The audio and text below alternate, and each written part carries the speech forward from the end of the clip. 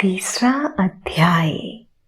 भगवान शिव का देवताओं को विष्णु के पास भेजना। ब्रह्मा जी बोले, हे नारद, इस प्रकार सब देवताओं ने त्रिलोकीनाथ भगवान शिव को उन तीनों तारक पुत्रों के आतंक के विषय में सब कुछ बता दिया। तब सारी बातें सुनकर भगवान शिव बोले, हे देवताओं, मैंने तुम्हारे कष्टों को जान लिया है। मैं जानता हूँ कि तारकाक्ष, कमलाक्ष और विद्युन्माली ने तुम्हें बहुत परेशान किया हुआ है, परंतु फिर भी वे तीनों पुण्य कार्यों में लगे हुए हैं।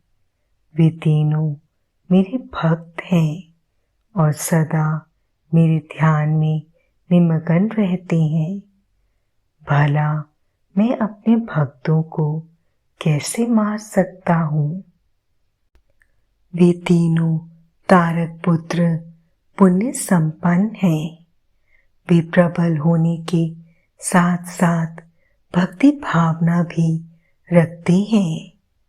जब तक उनका पुण्य संचित है और वे मेरी आराधना करते रहेंगे, मेरे लिए उन्हें मारना असंभव है, क्योंकि स्वयं ब्रह्मा जी के अनुसार मित्र दोष से बढ़कर कोई भी पाप नहीं है।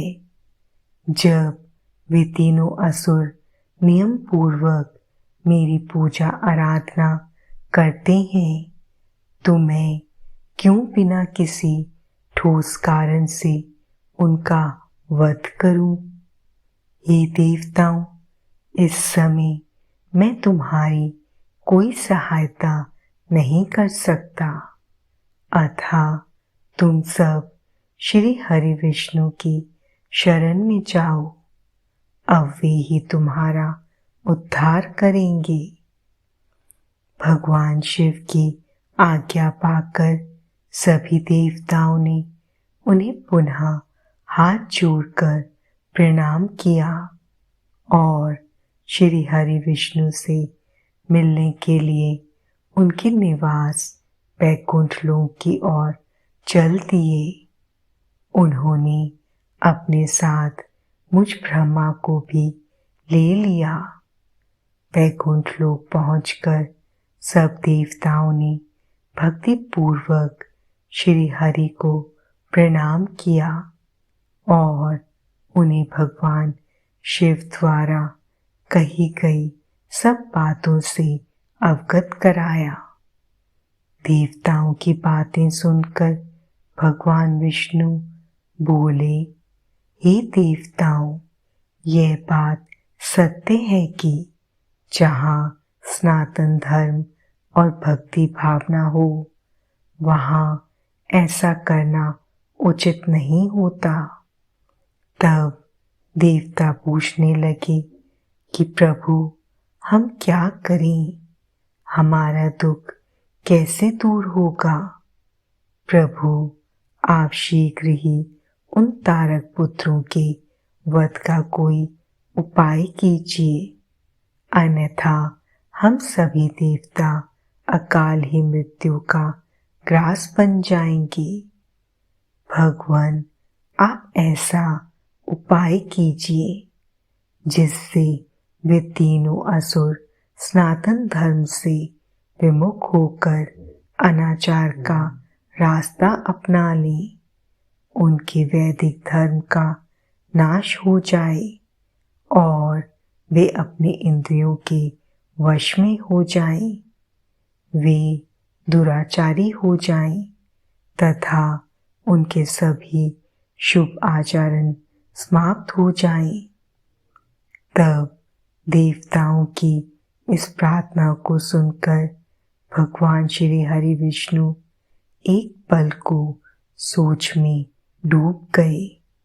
तत्पश्चात बोले, तारक पुत्र, तो स्वयं भगवान शिव के भक्त हैं, परंतु फिर भी जब तुम सब मेरी शरण में आए हो तो मैं तुम्हें निराश नहीं करूँगा, तुम्हारी सहायता अवश्य ही करूँगा। तब श्री हरि विष्णु ने मन ही मन यज्ञों का स्मरण किया।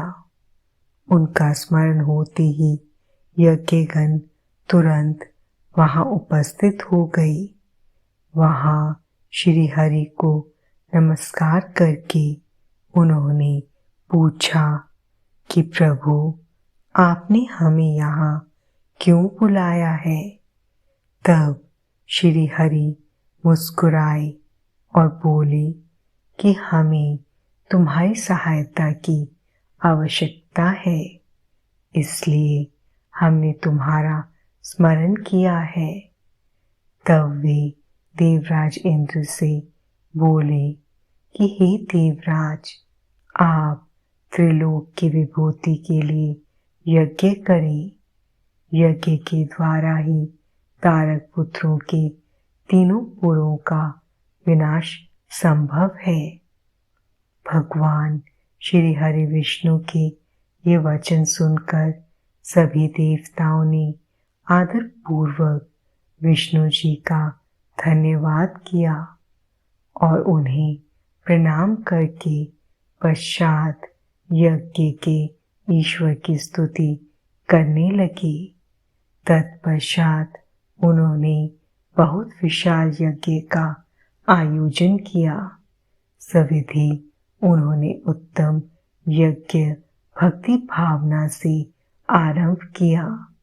यज्ञ अग्नि प्रज्वलित हुई।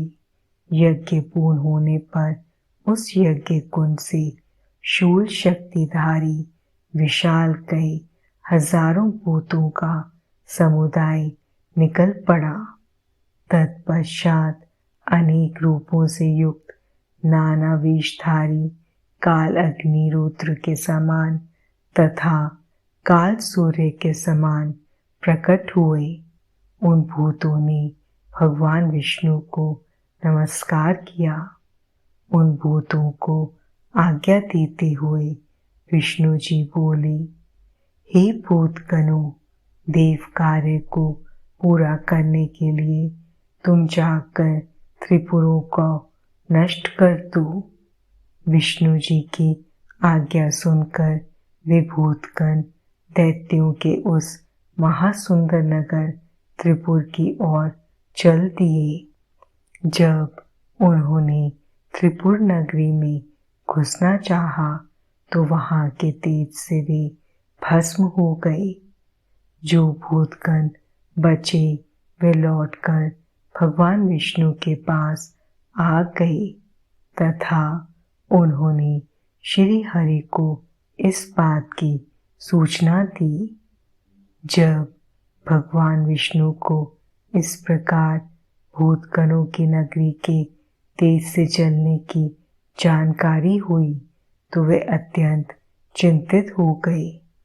तब उन्होंने देवताओं को समझाया कि वे अपनी चिंता त्याग कर अपने अपने लोकों को जाएं।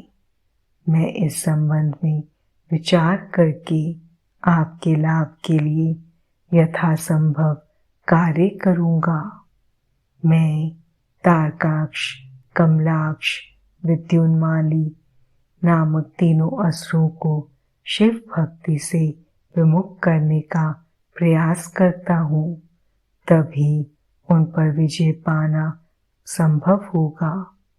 तब श्री हरि को प्रणाम करके सभी देवता अपने अपने लोगों को वापस लौट आए।